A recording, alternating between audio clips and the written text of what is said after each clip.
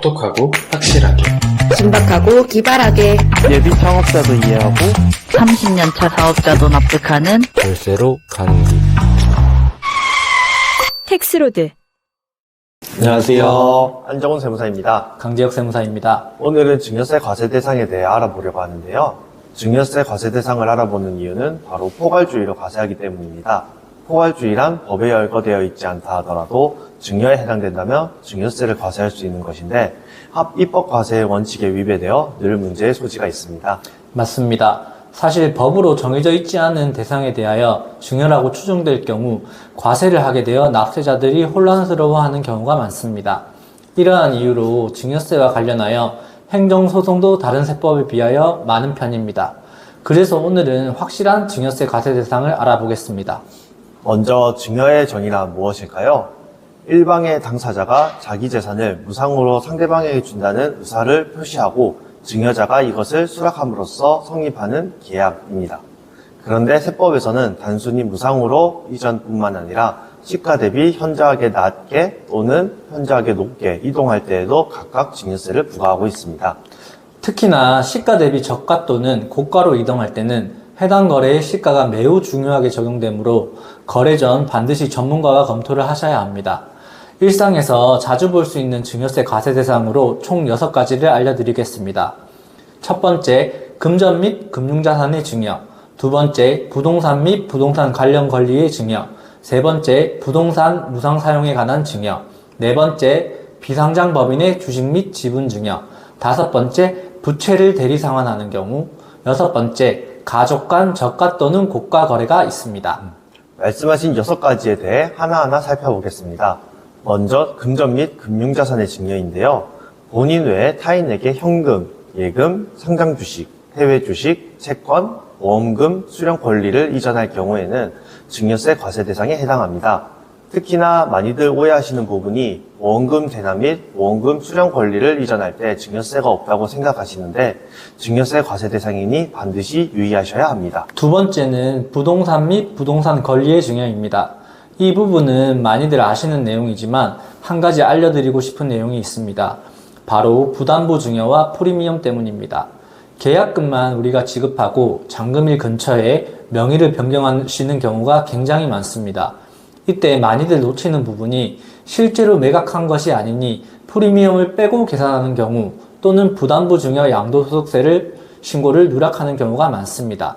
부동산 권리를 증여할 경우 반드시 프리미엄과 부담보 증여 양도소득세 신고를 하셔야 합니다. 세 번째는 부동산 무상 사용입니다. 무상 사용에도 증여세가 있다고요? 하고들 많이들 놀라시는데요. 보통 2주택 부모님의 1주택에 무상으로 성인 자녀가 거주하는 경우 또는 부모님 소유의 상가 건물을 일부분을 무상으로 사용할 경우 증여세 과세 대상에 해당합니다. 다음으로 네 번째는 비상장 법인의 주식 또는 지분 이전입니다. 보통 비상장 법인의 사주분들은 과거 법인 설립 시 액면가로 법인을 설립하여 자녀에게 해당 법인을 증여할 때도 액면가 정도로 생각하시는 경우가 많습니다. 하지만 법인을 운영하여 적립된 미처분 잉여금이 있으므로 반드시 주식을 시가평가하여 증여세를 신고하셔야 합니다. 다섯 번째는 부채의 대리 상환인데요. 자녀 또는 가족이 부채를 상환하기 어렵다고 자의적으로 판단하여 상환해 주실 경우에 해당 금액이 증여세 과세 대상입니다. 단 상증세법상 몇몇의 경우에는 부채 대리 상환에 대하여 증여세가 비과세되는 경우가 있으니 반드시 전문가와 상담 후 상환하셔야 합니다. 끝으로 여섯 번째는 초반부에 말씀드렸던 가족 간 고가 또는 저가 거래인데요. 이 부분은 예시를 토대로 상세히 설명드리겠습니다. 고저가 거래의 경우 일반적으로 많이 접하는 내용이 아니라 이해하시기 어려울 듯합니다. 그래서 저희가 실제 사례를 가져왔습니다. 질문입니다. 안녕하세요 세무사님.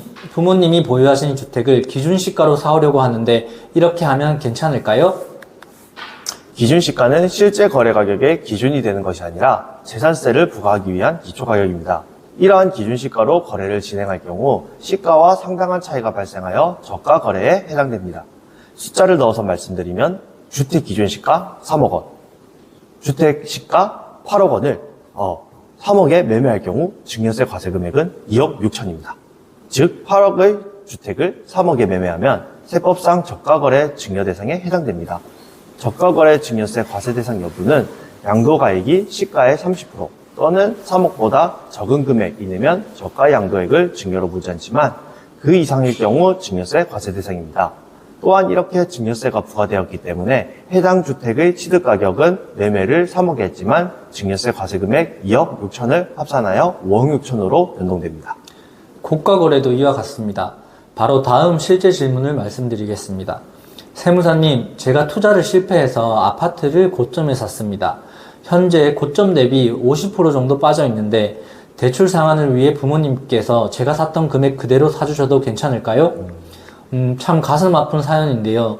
고점 대비 50% 빠졌을 경우에는 원래 샀던 금액으로 매수하시면 증여세 과세 대상이 됩니다. 숫자를 가지고 다시 한번 살펴보면 10억 주고 매수한 아파트가 현재 5억 원 정도에 거래되고 있는 상황에서 부모님이 10억에 매수를 하시면 5억이나 비싸게 사서 자녀의 피해를 대신 안아주게 됩니다.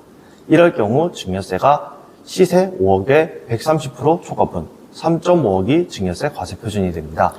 증여세 과세 표준이 3억 5천일 경우 직계 좀비 속간 증여세상 공제 5천만 원을 차감하여 세금을 계산하면 증여세가 5천만 원 정도 부과됩니다. 또한 부모님께서 고가로 취득한 아파트의 취득가액은 시가인 5억 원으로 고정됩니다. 그럼 오늘의 마지막 질문입니다.